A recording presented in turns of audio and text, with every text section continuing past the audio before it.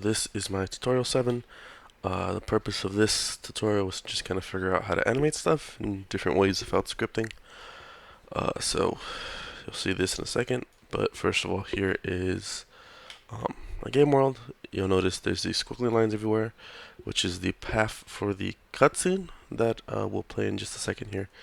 Um, I think it looks pretty cool. It just shows the level around, or shows you around the level rather.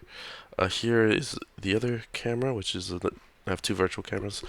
This one's pointing at the player. It is not the best view. I've had some really big trouble to get it to face the direction I want it to with the values that it's given me. Um, so I'll have to keep playing around with that. I don't know if this is how I would actually want to do it in the game. At least in my experience, I use scripts to have the camera follow the player. Maybe this is a bad way of doing it. I mean, my way is a bad way of doing it. Maybe this is a much better way, but I'll have to play with it more before I feel comfortable with it, for sure. Um, but yeah, that is pretty much it. I think I can press play. I mean, I can show the timeline here. I have a timeline for my dolly cart. Is it? I do. It's just not showing up here right now. Let's see.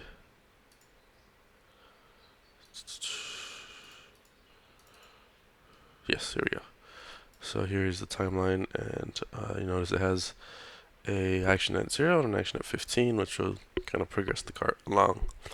And I can play it by just clicking play right here. Right, yeah, that's my bad. That's the animation.